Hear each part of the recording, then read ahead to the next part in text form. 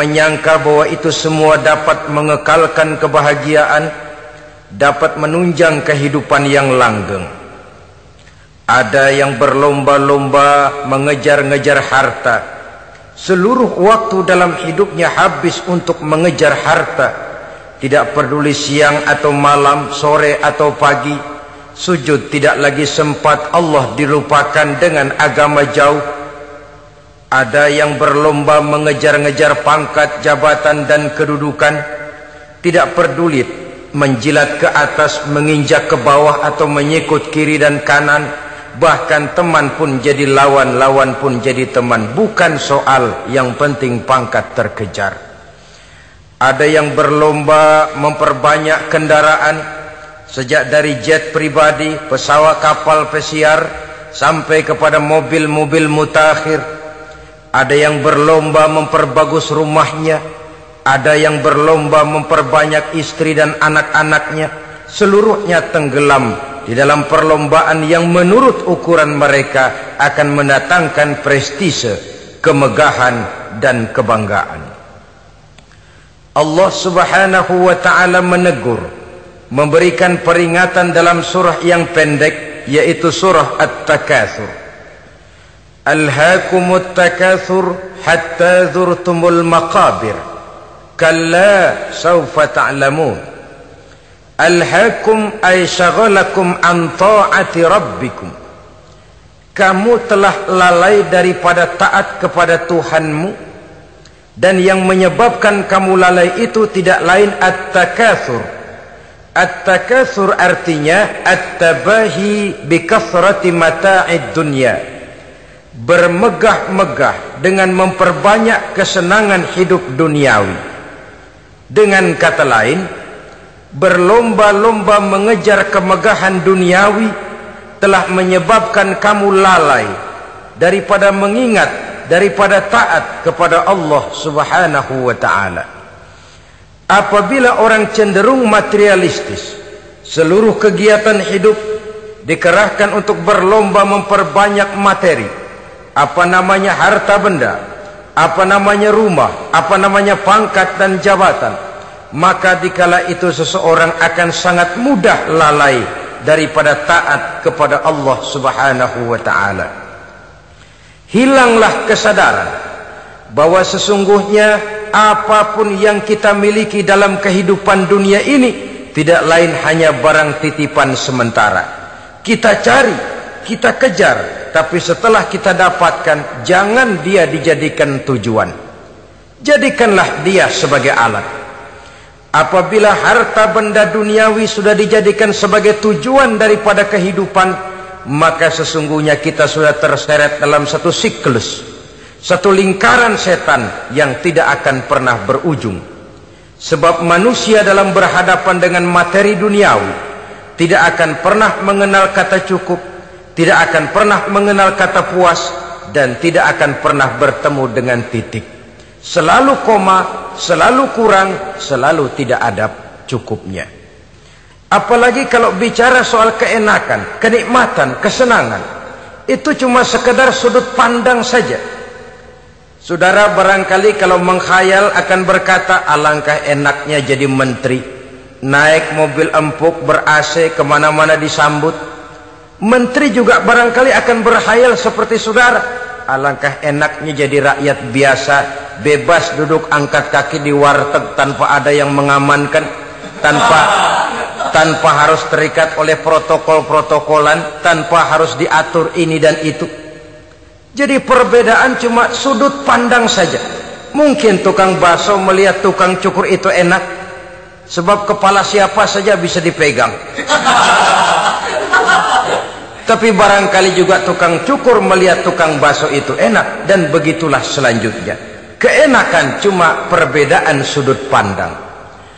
Saudara-saudara kaum muslimin rahimakumullah, oleh sebab itu agama memberikan kesadaran, seluruh yang kita miliki, yang dititipi oleh Allah dalam kehidupan ini berupa materi keduniaan, hakikatnya adalah alat dan bukan sebagai tujuan.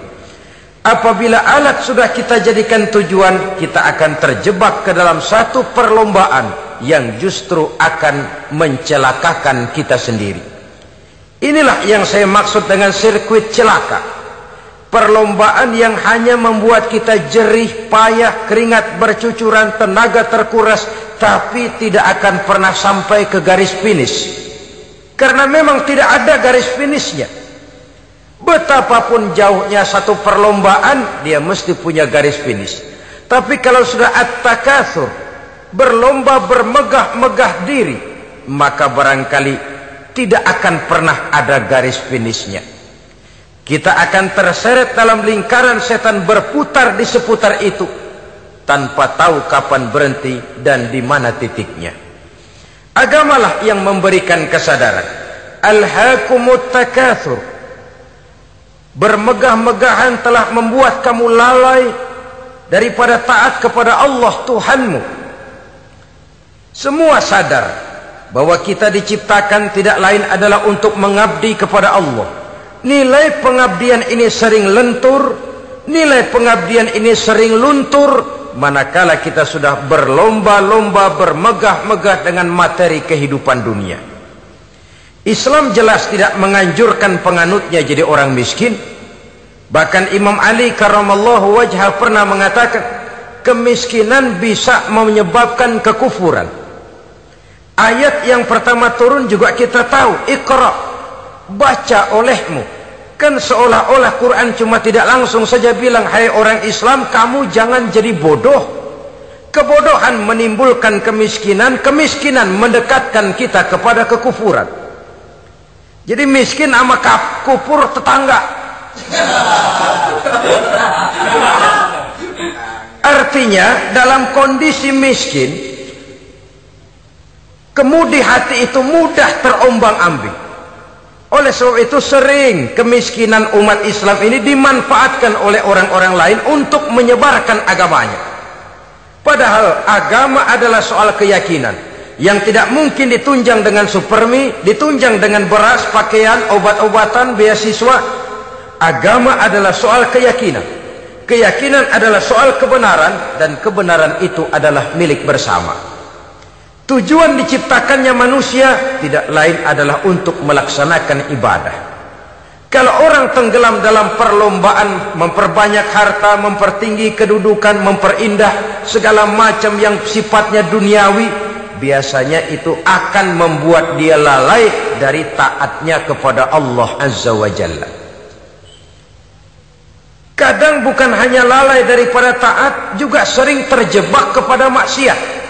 Karena kalau pola pandang dan tolok ukur sudah benda duniawi semata-mata, sangat tidak mustahil orang lalu terjebak ke dalam prinsip menghalalkan segala cara. Asal sudah tujuan tercapai, cara apapun halal. Akhirat nomor 18. Nah, bukankah memang barangkali kita sejak kecil sudah dilatih untuk materialistis? Umpamanya kita hanya sering dilatih untuk takut kepada yang konkret-konkret saja, takut kepada yang nyata-nyata saja.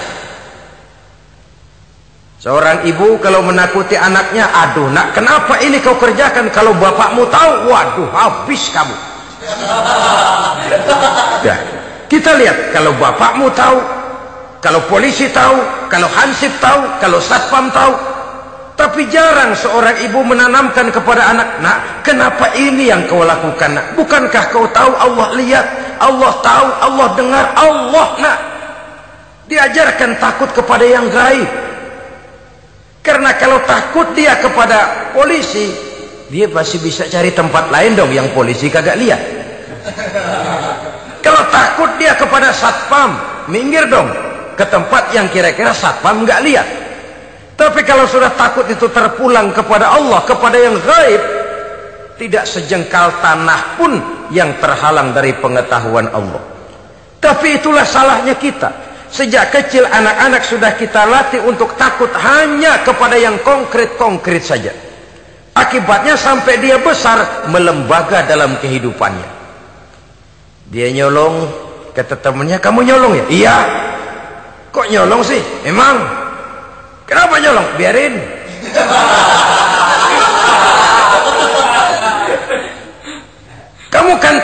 Allah lihat? Tahu. Kenapa nyolong juga? Biarin. Asal orang jangan lihat. Kalau Allah mah lihat, dia kagak ribut. Allah nggak ribut katanya. Nah, ini kan satu refleksi yang timbul daripada kenyataan. Jikalau orang hanya dijejali rasa takut kepada yang konkret-konkret saja, kepada yang zohir-zohir saja, yang akan tumbuh lalu mental kucing, sopan, tenang, kalem, ayem, nggelenggem. Kalau ada orang, sedikit orang meleng, kucing kelihatan watak aslinya. Saudara-saudara kaum muslimin rahimakumullah. Oleh sebab itulah maka agama lewat surah yang kita bicarakan pada pertemuan ini memberikan peringatan. Kala, jangan begitu dong. Kamu boleh mencari dunia, silahkan cari harta yang banyak, cari pangkat yang tinggi, tapi jangan itu membuat kamu lalai daripada taat terhadap Allah Subhanahu wa ta'ala. Jangan karena keinginan mendapat harta yang sebanyak-banyaknya lalu melakukan segala macam cara asal tujuan tercapai. Itu sudah membuat kita lalai. Jangan karena ingin mengejar kedudukan yang tinggi lalu jilat atas injak bawah. Nggak mempan jilat, dukun dipakai.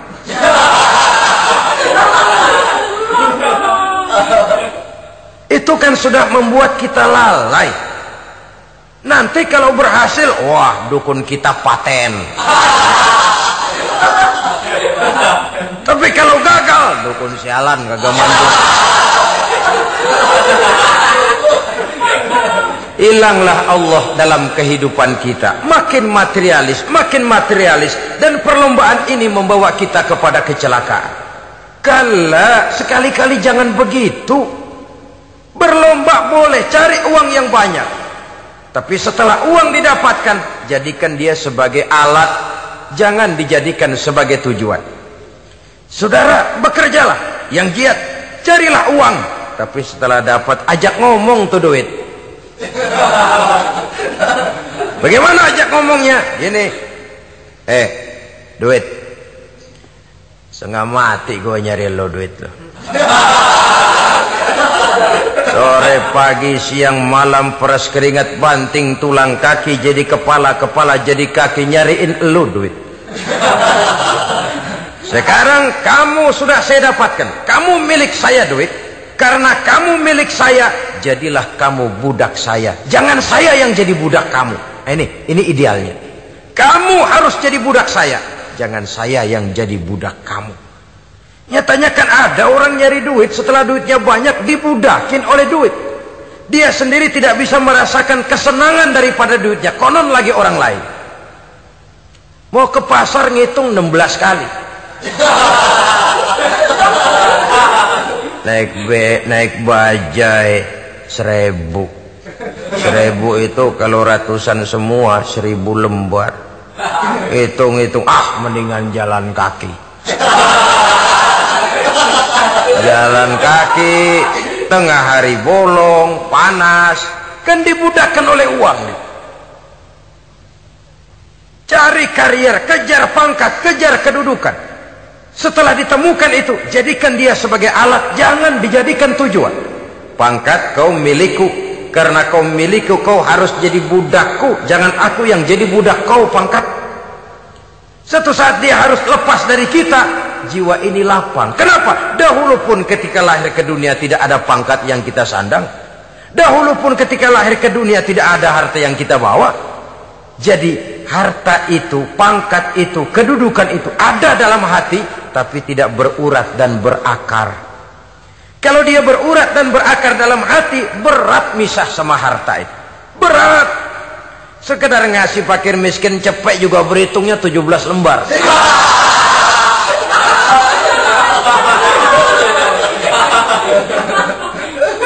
Dengar di kantornya mau ada mutasi, pindah dia dari tempat basah ke tempat kering, baru berita burung udah meriang duluan. Ini nanti bagaimana, itu nanti bagaimana, ini nanti bagaimana. Kan tidak jarang orang yang kena apa istilah kerennya zaman sekarang itu post power syndrome. Post power syndrome ini pernah dianalisa oleh Nabi. Kata beliau, irhamu salasatan minan nas, sayangilah 3 macam manusia. Siapa mereka? Pertama, azizan zalla, orang terhormat yang jatuh hina. Ini yang sering terkena post power syndrome. Biasa kemana-mana dikawal, dihormati, datang ke tempat ini protokol siap, ini serba diatur, semua serba beres. Begitu jabatan selesai atau pensiun, habis orang gak indah-indah. Dia lihat orang diemin aja, orang diemin dan orang tonton. Ini kalau nggak kuat mentalnya, itu kena post power syndrome. Akibatnya ya bisa jantungan, bisa lever, bisa darah tinggi. Ya penyakit-penyakit yang zaman dulu kita nggak kenal. Ini kan makin banyak dokter, makin maju ilmu kedokteran, makin aneh penyakit. Saudara hadirin yang saya hormati, post power syndrome kena apa yang dinamakan frozen emotional attitude. Tidak kuat menghadapi kenyataan. Azizan zalla, orang terhormat yang jatuh hina, itu sangat perlu dikasihani. Yang kedua, ghaniyan qad iftaqara, orang kaya jatuh miskin. Ini juga sama. Biasa hidup apa ada, serba ada, lalu harus hidup apa adanya. Ini kalau kurang-kurang kuat benar-benar memble ini.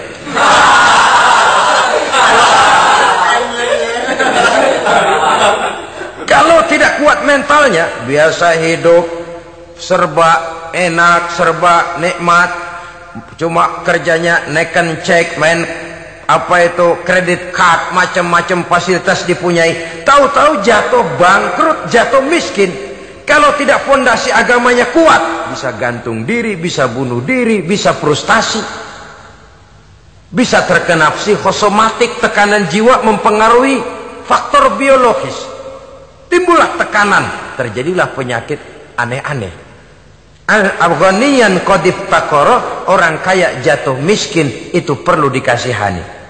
Yang ketiga, wa faqihan yal'abu bihil juhal, ahli fikih tapi dipermainkan oleh orang-orang bodoh. Hanya kebetulan orang bodoh itu punya kekuasaan.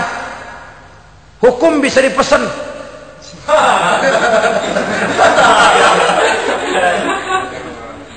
Aturannya haram, Ustaz, ada haram dikit aja dah.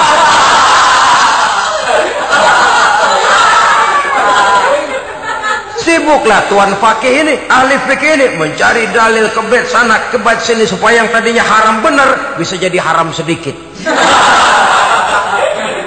Padahal yang minta ini orang bodoh, tidak ngerti agama. Cuma karena punya kekuasaan dipermainkan oleh orang yang fakih. Orang yang fakih ini dipermainkan. Kasihan orang yang seperti itu.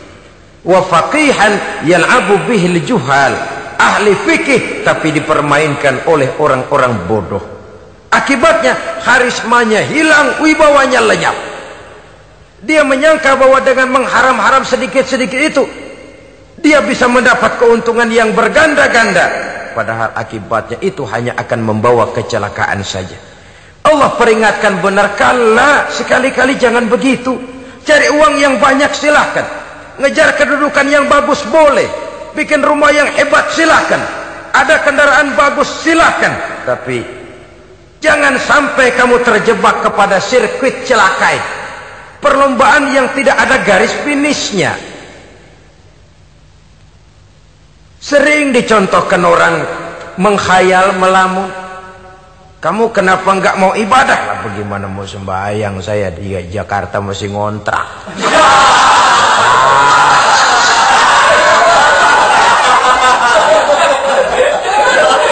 Bingung, tiap akhir tahun kontrakan habis. Kalau punya rumah sendiri walaupun kecil-kecilan, tenanglah saya ibadah. Baiklah, oleh Allah diberikan rezeki, bisa bikin rumah walaupun kecil-kecilan.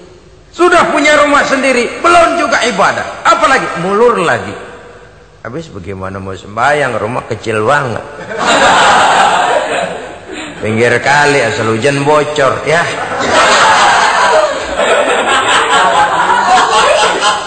Kalau bisa punya rumah permanen, rajin dah ibadah dah. Iyalah, diberikan rezeki, bisa bikin rumah besar. kamarnya banyak, halamannya luas, kendaraan belum ada, perabotan belum lengkap. Sudah ada kendaraan, belum kayak orang-orang. Sudah kayak orang-orang, masih sama dong, kudu di atas. Kapanlah selesainya? Kala, sekali-kali jangan begitu. Jangan kamu mengumpulkan harta bermegah-megah membuat kamu lalai dari taat kepada Tuhanmu. Engkau tinggalkan rukuk dan sujud, engkau jauh dari masjid, engkau kering dari kehidupan beragama. Sebab itulah maka pembangunan fisik material tidak bisa dipisahkan dengan pembangunan mental spiritual. Tidak hanya cuma dalam teori, tapi juga harus dalam praktek.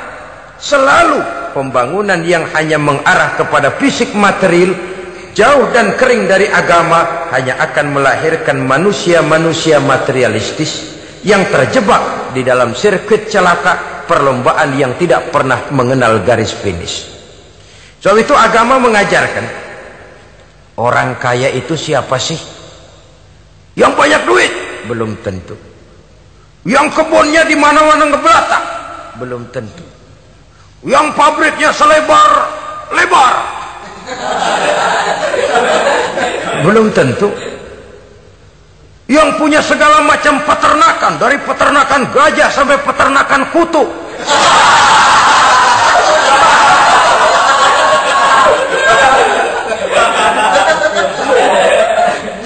Belum tentu. Agama memberikan tuntunan yang sangat luhur. Orang kaya itu adalah orang yang hidupnya cukup. Orang miskin itu orang yang selalu merasa kurang. Bagaimanapun banyak duit saudara miliki, kalau masih merasa kurang, masih miskin saudara. Saya punya uang 1.000 rupiah, Anda punya uang 1 juta rupiah. Mungkin saya lebih kaya dengan uang yang 1.000 ketimbang Anda 1 juta. Kenapa? Dalam tangan saya uang 1.000 besar, artinya sesuai dengan kebutuhan saya. Tapi di tangan Anda uang 1 juta, kebutuhan Anda lebih besar daripada itu lagi. Maka agama mengajarkan sifat qanaah, merasa cukup, dan itulah sumber kekayaan yang hakiki. Orang kaya adalah orang yang hidupnya cukup.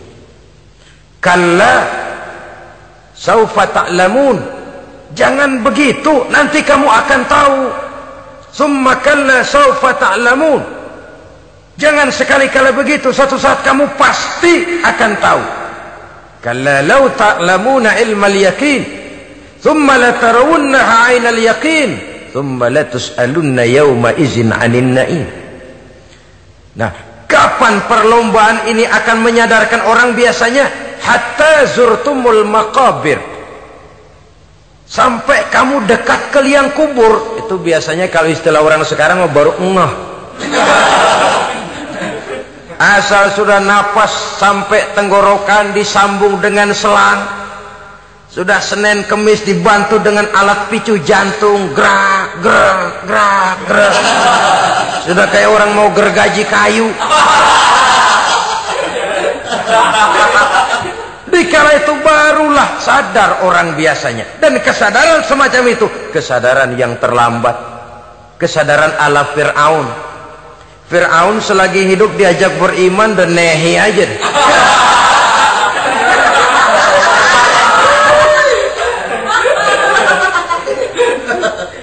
Tapi ketika dia tenggelam di lautan merah bersama seluruh tentaranya, dikala napas hampir terputus, keluar ucapannya, amantu bi Rabbi Musa wa Harun.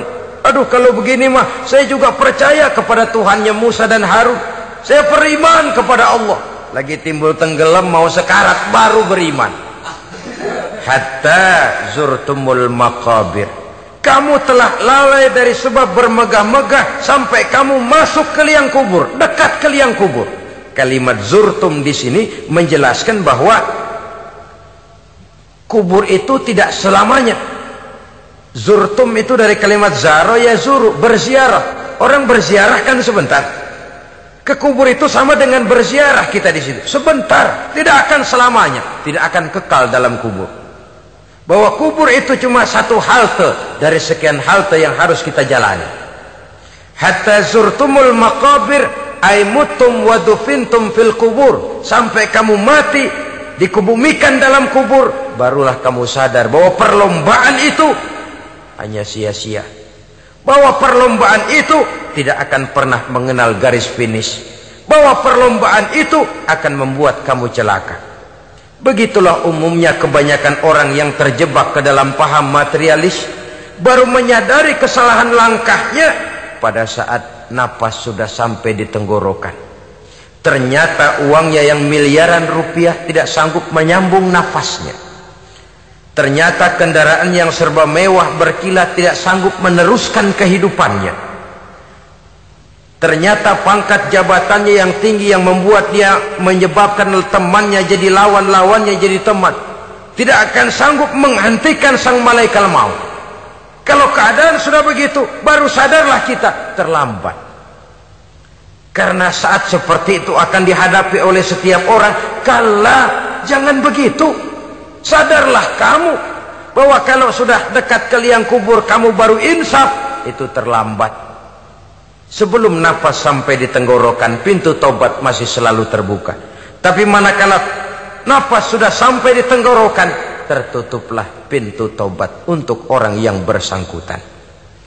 Oleh sebab itu, perlombaan dengan bermegah-megah terhadap materi duniawi, tolok ukur dan pandangan hidup yang terbatas kepada wujud benda semata-mata, memang sering menyebabkan orang lalai, sering menyebabkan orang lupa diri, tidak sadar tentang hakikat yang terpenting dari kehidupan ini, yaitu tentang dari mana dia datang, di mana dia sekarang, dan kemana dia akan pulang. Sungguh, ilmu pengetahuan tidak akan pernah mampu menjawab persoalan ini. Sungguh, filsafat juga tidak berdaya menghadapi pertanyaan seperti ini. Hanya agama yang mampu memberikan kepastian batin tentang hakikat dari mana kita datang, di mana kita sekarang, dan kemana kita akan pulang. Makin kita renungi pertanyaan ini, makin kita menemukan diri sendiri. Dan makin kita menemukan mengenal diri sendiri, kita akan semakin mengenal Allah Subhanahu wa ta'ala. Semakin kita mengenal Allah, maka akan semakin terpanggil kita untuk dekat dengannya, mentaati segala perintahnya, dan berupaya menjauhi segala yang dilarangnya. Dengan demikian selamatlah kita dari satu perlombaan yang hanya akan menyeret kita kepada menghalalkan segala cara, jauh dari agama, jauh dari Allah, bahkan jauh dari sesama manusia. Karena umumnya perlombaan seperti ini akan cenderung melahirkan manusia yang egois. Muslimin rahimakumullah. Lebih jauh, mari kita mengikuti peringatan Allah dalam surah Al-Munafiqun ayat 9. Di sini Allah Subhanahu wa taala mengingatkan, A'udzu billahi minasy syaithanir rajim. يا أيها الذين آمنوا لا تلهكم أموالكم ولا أولادكم عن ذكر الله ومن يفعل ذلك فأولئك هم الخاسرون. Hai orang-orang yang beriman, jangan sampai hartamu dan anak-anakmu melalaikan kamu daripada mengingat Allah. Wa may yaf'al dzalik, barang siapa yang melakukan hal seperti itu, fa ulaika humul khasirun, maka merekalah sesungguhnya orang-orang yang merugi. Rugi dunia, rugi akhirat. Disebutkan di sini dua hal yang sering menyebabkan kita jadi lalai. Amwal dan aulad. Harta dan anak-anak. Materi dan keluarga. Perlombaan di dalam mengumpulkan materi sering menyebabkan kita menjadi lalai. Begitu juga amanah berupa anak ini sering kita lalaikan atau sering membuat juga kita menjadi lalai. Kita lalaikan dalam arti bahwa keduanya, baik harta baik anak, merupakan amanah dari Allah. Setiap orang tua akan dimintakan pertanggungan jawab. Apabila kita lalaikan amanah ini, maka resikonya akan kembali juga kepada kita.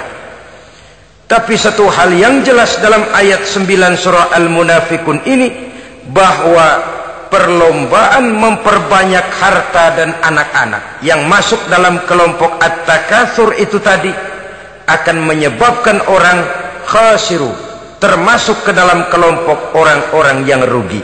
Perlombaan yang hanya akan membawa kerugian semata-mata. Kemudian di dalam satu hadis Rasulullah sallallahu alaihi wasallam memberikan peringatan. Beliau bersabda, "Iza azzamat ummati dinaran wa dirhaman, nuzi'at minha haibatul Islam, wa iza tasabat ummati saqatat min ainillah, wa iza turikatil amru bil ma'rufi wan nahyu 'anil munkari, hurimat 'alaihim barakatul wahyi." Ada 3 hal yang kalau kita kerjakan akan menimbulkan 3 macam akibat di dalam hadis ini. Pertama, iza azzamat ummati dinaran wa dirhaman. Apabila umatku sudah mengagung-agungkan dinar dan dirham, artinya kalau umatku sudah jatuh menjadi umat yang materialistis, segalanya diukur dari dinar dan dirham. Dinar dan dirham ini kalau bahasa Inggrisnya dokat.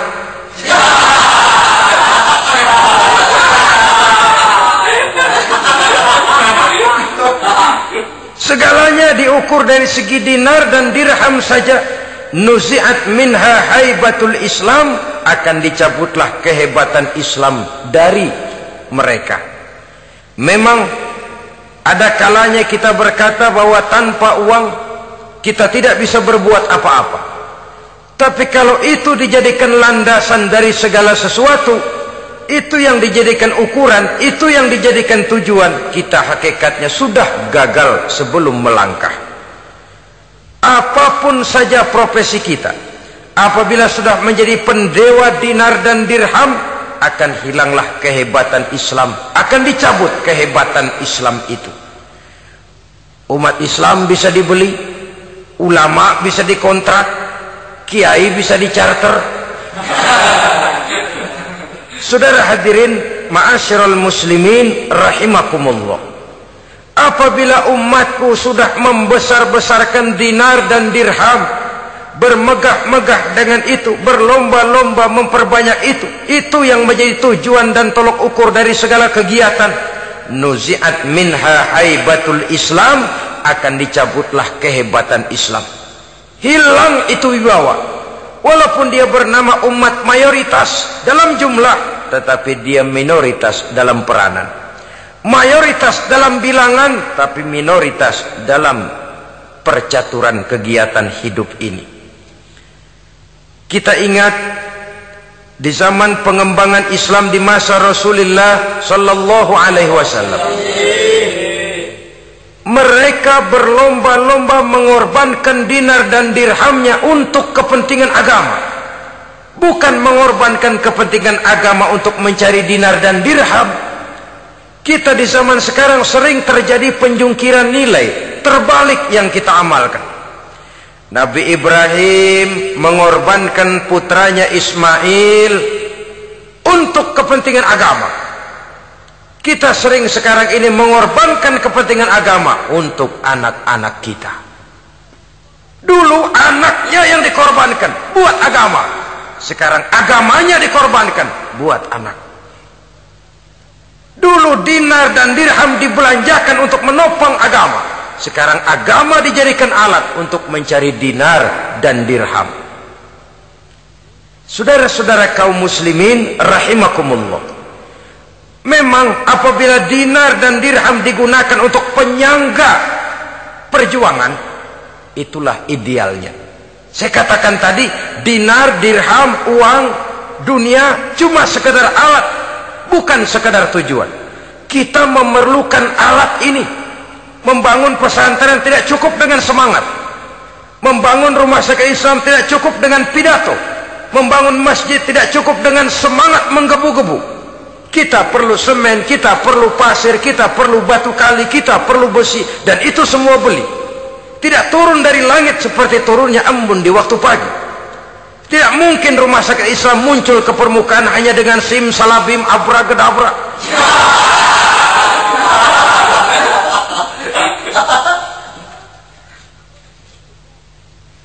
Oleh sebab itu, saya bersyukur kecenderungan belakangan ini pengajian-pengajian akbar di berbagai tempat tidak hanya sebagai ajang untuk menanamkan akidah, membina ukhuwah, tapi juga menjadi sarana di mana kita mengumpulkan dana, menghimpun potensi umat, menginventarisir potensi untuk kepentingan pengembangan daripada agama. Meskipun ada satu dua orang yang salah paham tentang ini, sampai kemudian saya mendapat satu merek yang cukup tidak enak untuk didengar, mengkomersilkan pengajian katanya, karena memang ada pengajian yang menggunakan sistem karcis, sebenarnya juga tidak etis. Undangan berikut infak yang seluruh hasilnya digunakan buat kepentingan agama, apakah itu rumah sakit, apakah itu madrasah, apakah itu masjid, dan 1 sen pun saya tidak menuntut bagian dari itu. Saya malah berprinsip sepanjang saya masih laku untuk dijual dan itu memang buat kepentingan agama, persilahkan jual saja, asal buat masjid, pesantren, madrasah, rumah sakit Islam, kegiatan syiar dan dakwah, silakan. Tapi kalau sudah dijual buat kepentingan pribadi, memperkaya diri sendiri, tentunya dunia akhirat sulit untuk ridho kepada tingkah laku yang semacam itu. Kita memerlukan dana, umat di daerah membangun memerlukan dana, dan dana itu tidak hanya datang begitu saja. Kita bersyukur bahwa untuk menghadiri pengajian sekarang ini orang mau mengeluarkan uang, mau memberikan infak dengan ikhlas, tidak dengan keterpaksaan. Kenapa tidak? Sehingga ini lalu diinventarisir untuk kepentingan pembangunan agama. Ratusan juta rupiah terkumpul dari pengajian-pengajian rutin ini, pengajian-pengajian akbar ini. Puluhan masjid terbantu, rumah sakit Islam terbantu, musola selesai. Ya walaupun tidak lalu semuanya beres, tapi gemaknya itu sudah cukup menyentuh untuk menyadarkan orang bahwa harta baru kekal kalau dia sudah dibelanjakan di jalan Allah. Nah, yang celaka kalau dinar dan dirham itu yang dijadikan tujuan. Mengadakan pengajian semata-mata untuk cari uang, uangnya buat kantongnya dewe. Itu yang membuat dicabutnya kehebatan Islam itu. Segalanya diukur dari sudut itu. Sehingga ketika seseorang datang bertanya tentang hal-hal yang berkaitan dengan ini, maka hal semacam ini sesungguhnya satu nikmat yang perlu kita syukuri sepanjang menginventarisir potensi umat benar-benar digunakan buat kepentingan daripada agama kita. Jadi peringatan tegas dari Nabi ini, iza azzamat ummati dinaron wa dirhaman nuzi'at minha haibatul Islam. Apabila umatku sudah mengagung-agungkan dinar dan dirham, maka akan dicabutlah kehebatan Islam dari tengah-tengah mereka. Remeh saja orang memandang kita, enteng saja orang memandang kita. Satu. Yang kedua, patuhlah mereka dalam pandangan Allah. Kalau sesama umat ini sudah saling menjelekkan, apakah yang menjelekkan itu lebih bagus dari yang dijelekkan di hadapan Allah? Dua-duanya sama rendahnya. Pribadi saya mungkin puas kalau saya bisa menghantam saudara di depan umum, menjelek-jelekkan nama saudara. Tapi lebih baikkah saya dalam pandangan Allah sama rendahnya dengan orang yang saya jelekkan? Itu pun kalau yang dijelekan benar-benar jelek. Kalau cuma sekedar fitnah, wah lebih celaka lagi nasib si orang itu tadi. Ini artinya menyadarkan kita bahwa umat ini sudah diikat dengan akidah. Beraneka ragam kita, tapi harus ada kebersamaan. Berbeda kita, tapi harus satu. Sebagai satu ummatan wahidah, satu umat yang satu. Oleh sebab itu, persamaannya lah yang harus kita angkat ke permukaan, bukan perbedaannya yang kita perbesar. Sudah datang waktunya umat Islam bangun dari tidurnya. Jangan lagi dibuai oleh irama mayoritas. Sudah lewat masanya kita bertengkar karena persoalan-persoalan kecil yang tidak prinsip. Sudah datang waktunya umat Islam bersatu, menyusun shaf yang lebih lurus, oleh karena ia dihadapkan kepada tantangan-tantangan yang tidak semakin ringan. Kalau kita bertengkar dengan kita, kalau kita saling mencaci sesama kita, bukankah Yahudi tepuk tangan? Bukankah Nasrani menari-nari? Bukankah pihak ketiga akan menangguk di air keruh? Dan kerugian akan terpulang kepada kita semua. Tapi inilah realita, bahwa yang kita hadapi ini sesungguhnya musuh kita di luar kita, bukan di dalam kita. Apakah itu kemiskinan, kebodohan, maksiat, munkarat, ketidakadilan, kezaliman, kesewenang-wenangan, dan lain sebagainya. Yang musuh jadikan musuh, yang teman mari kita rangkul. Jangan terbalik, teman dimusuhi, musuh malah dirangkul. Maka berpesta poralah musuh-musuh Islam ini. Saudara-saudara kaum muslimin rahimakumullah, Nabi memperingatkan dengan tegas, wa iza tasabat ummati saqatat min ainillah. Jikalau umatku sudah saling mencaci maki, sudah saling berbantah-bantahan, jatuhlah mereka dalam pandangan Allah. Satu ayat menjelaskan, jangan sebagian kamu meremehkan, yaskhar, mengecilkan, menganggap enteng orang lain.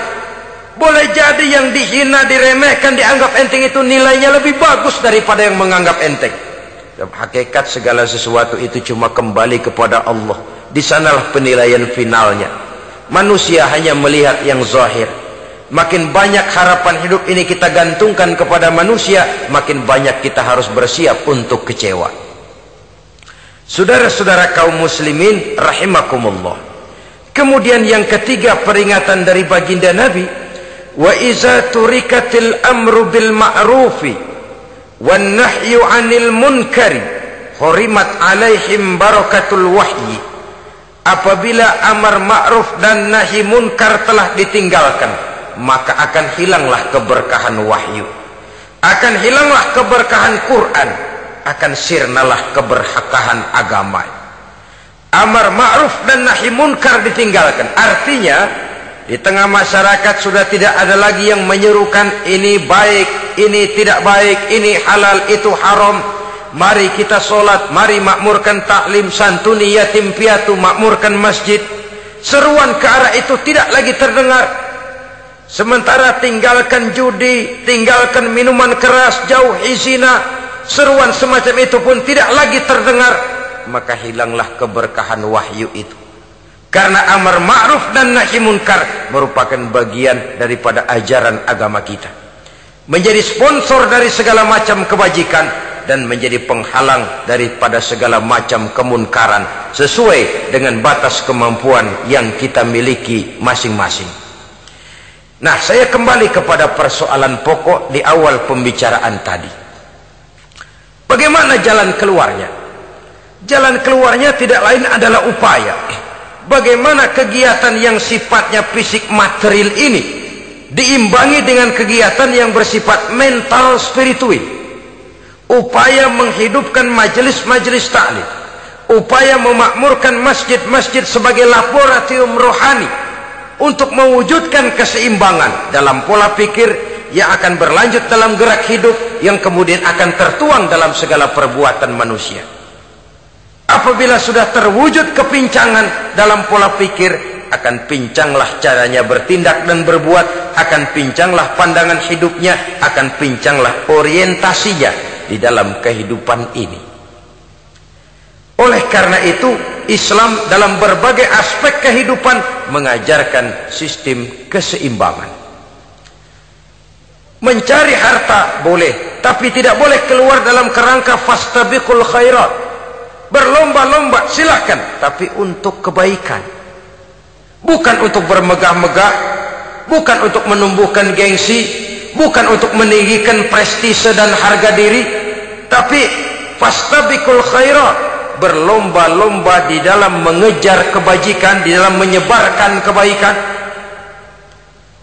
Bukan sekedar berlomba-lomba, tapi tolong menolong, bantu membantu. Ta'awanu 'alal birri wat taqwa wa la ta'awanu 'alal ismi wal udwan. Bertolong-tolonganlah kamu di dalam kebaikan dan takwa, jangan bertolong-tolongan di dalam perbuatan dosa dan permusuhan. Kerjasama di dalam kebaikan, kerjasama di dalam ketakwaan.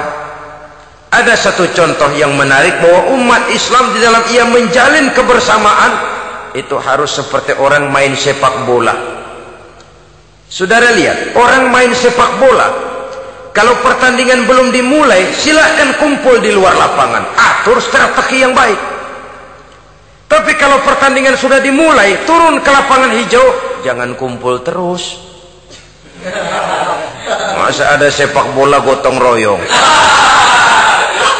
groyok ke sana, groyok ke sini, ya kalah terus. Harus ada yang jadi penyerang tengah, kan begitu toh sepak bola. Harus ada yang jadi kiri luar, kanan dalam, striker, back, penjaga gawang. Yang penting kerjasama, teamwork, lalu mampu menciptakan operan-operan. Yang jadi back jangan ngiri sama yang jadi penyerang tengah. Jangan hasut, sebab bagaimanapun juga andai kata si penyerang tengah berhasil menjaringkan bola ke gawang lawan, kan kemenangan bukan kemenangan satu orang, kemenangan satu kesebelasan, kemenangan satu tim. Ini yang sering terjadi, back ngiri sama penjaga gawang, lalu penjaga gawang ngiri sama penyerang tengah, penyerang tengah ngiri sama kiri luar. Ya kapan mau menggolkan ke gawang lawan? Kita ini satu kesebelasan, posisi boleh berbeda.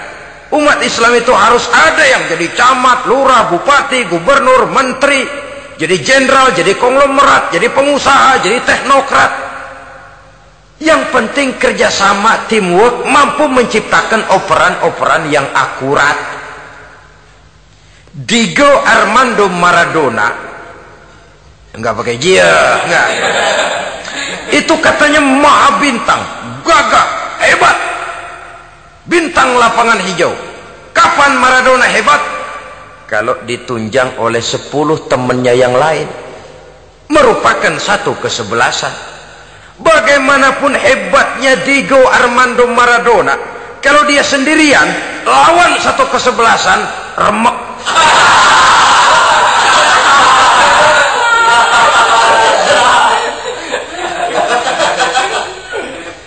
Dia hebat, dia jenius, dia maha bintang karena dapat operan dari teman-temannya. Bukan jegalan, operan. Jadi oleh sebab itu bagaimana kita menciptakan operan-operan akurat yang akan melahirkan kebersamaan di tengah-tengah umat.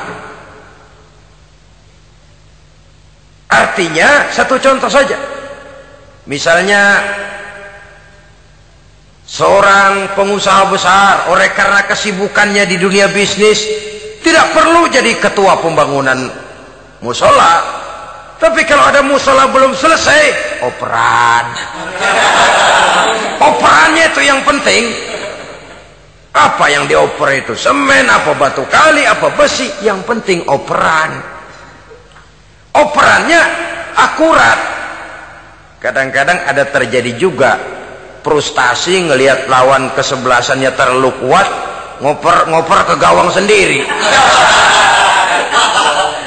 jebol. Kan sering terjadi begitu. Muslim didukung oleh umat Islam, ketika punya posisi menguntungkan malah mempersulit Islam. Ini kan ngoper ke gawang sendiri, bunuh diri namanya. Boro-boro jebolin gawang lawan, asal jangan bunuh diri juga lumayan. Jadi kalau saja kita mampu menciptakan kebersamaan seperti ini, baju boleh berbeda. Seorang muslim boleh dibungkus baju ABRI, boleh dibungkus baju dokter, boleh dibungkus baju teknokrat, boleh dibungkus baju konglomerat, sekedar baju. Tapi kalau terbukalah baju itu, kelihatan dadanya, terbersit nilai imannya, meresap sampai ke tulang sumsumnya. Dan pada saat Islam dikuti-kuti, akan timbul kecintaannya, akan timbul, saya muslim dan saya bangga dengan Islam saya. Saya muslim dan saya mau berbuat untuk Islam saya. Saya muslim dan saya siap mati untuk Islam saya. Dengan baju apapun dia terbungkus, kalau roh, jiwa dan semangat semacam ini tertanam, saya yakin kita umat Islam akan mampu berbuat lebih banyak dengan mewujudkan operan-operan akurat yang sangat diharapkan oleh umat itu tadi. Oleh sebab itu, saudara-saudara kaum muslimin rahimakumullah, baju boleh berbeda, bendera boleh beraneka warna, tapi jikalau bernama muslim, persamaannya yang dicari, jangan perbedaannya yang diperbesar. Nilai persaudaraan yang diikat dengan akidah semacam inilah yang banyak dicari orang, yang banyak menyebabkan orang masuk Islam. Di mana masjid kelihatan benar sebagai simbol kehidupan demokrasi dalam menciptakan ukhuwah, wawasan ukhuwah ini. Masjid simbol demokrasi. Siapapun masuk masjid buka sepatu, demokrasi. Siapapun orangnya, tidak peduli merek apapun sepatunya. Apa itu keluaran Cibaduyut Bandung? Apa itu modelnya Belli, Beltoni, Itali? Tidak soal, masuk masjid buka. Jumatan, kopral datang lebih dulu depan, pral. Jenderal datang belakangan, belakang saja, dral. Tidak ada fasilitas khusus dalam masjid, karena di rumah Allah semua manusia sama. Si jenderal jangan lagi merasa jenderalnya, si pengusaha jangan lagi menonjolkan kebosannya. Masjid adalah simbol demokrasi daripada kehidupan umat. Sebab itu jangan terjebak kepada sektoral di dalam kita berbicara tentang ukhuwah ini. Kita boleh terbungkus dengan baju apapun, tapi kalau di balik baju itu tidak lain jiwa Islam yang mau berkorban, mau mengeluarkan harta, bahkan siap mati untuk Islamnya, maka kebersamaan itu akan mudah kita wujudkan. Tapi sepanjang kita berpecah belah, sepanjang kita centang perenang, maka tidak akan banyak yang bisa kita lakukan. Satu-satunya perlombaan yang bukan hanya dibolehkan tapi bahkan sangat dianjurkan oleh agama, yaitu fastabiqul khairat, berlomba-lombalah di dalam kebaikan, berlomba-lomba di dalam memakmurkan masjid, berlomba-lomba di dalam menghidupkan majelis-majelis taklim, berlomba di dalam menegakkan yang ma'ruf dan menghancurkan yang munkar, berlomba di dalam menyantuni yatim piatu. Tapi prakteknya kan kadang-kadang terbalik. Kalau sudah kumpul yang diakur-akurin, udah nambah kebon belum? Pabrik udah diperluas belum? Bisnis sudah sejauh mana? Belum pernah ada ketemu lalu kongko, masjidnya udah digedein ya? Jarang yang ngomong begitu. Madrasahnya sudah bagaimana? Sejauh mana? Mesti yang enak itu ya nyocok-nyocokin, bagaimana rumahmu sudah, bagaimana kendaraanmu, bagaimana pesawatmu, bagaimana bukankah itu juga takasur? Dari obrolan kan nanti yang belon kan timbul panasnya. Gile dia udah beli gituan, gue belon. Timbul panasnya, lalu berusaha, berlomba lagi, bersaing lagi, berlomba lagi, bersaing lagi. Walaupun persaingan perlu, karena tanpa persaingan orang jarang mikir. Hidup itu kalau nggak ada tantangan kan tidur kita. Orang hidup smooth gitu ya, jalan tenang, setenang ya nggak maju orang itu. Orang itu baru bisa mengalami kemajuan kalau dia sudah dihadapkan kepada tantangan, gemblengan, gojlogan, fitnahan, hinaan, caci maki. Persaingan itu perlu supaya orang mikir. Kalau mikir dia berbuat, kalau dia berbuat dia bisa maju. Tapi persaingan yang sehat, bukan persaingan yang lalu menimbulkan fitnah, menghancurkan nama baik orang lain, yang dilatar belakangi oleh sifat hasud, dendam, iri hati, lalu menghalalkan segala cara. Tidak, bukan itu. Persaingan yang sehat ini akan menjadi alat picu agar orang lalu berlomba di dalam kebaikan. Satu-satunya perlombaan yang bukan hanya boleh tapi bahkan sangat dianjurkan oleh agama, berfastabiqul khairat, berlomba-lomba di dalam berbuat kebaikan. Berlomba-lomba membangun masjid bukan berarti di sebelah masjid bangun masjid lagi, bukan. Kadang-kadang karena ada fastabiqul khairat, berlomba-lomba, nggak apa-apa dah. Di sebelah masjid bikin lagi masjid. Akhirnya azan perlombaan main kenceng-kencengan. Bukan itu yang diinginkan tentu, bukan itu. Bagaimana memakmurkan masjid, bagaimana memfungsikan masjid, bagaimana membina umat dan lain sebagainya. Jadi pembicaraan ke arah itu akan menimbulkan rangsangan untuk berlomba di dalam kebaikan. Kalau dia kok bisa menata masjidnya sampai makmur, jamaah senang datang ke sana, anak-anak muda betah di masjid, kenapa saya tidak? Apa konsepnya? Nah, ini kan berlomba, tapi berlomba dalam kebaikan. Kalau dia bisa menghimpun anak-anak muda lalu diarahkan kepada jalan yang positif, kenapa saya tidak bisa? Dia punya potensi yang saya juga punya. Berlomba di dalam kebaikan. Perlombaan semacam ini akan memberikan ketentraman karena jalan yang ditempuh jalan ibadah. Tapi kalau perlombaan materi, at-takatsur tadi, yang timbul bukan ketentraman, panas. Karena panas, udah dekat, panas kan tetangganya hasut, dengki, iri hati, sakit, demam, orang lain maju meriang.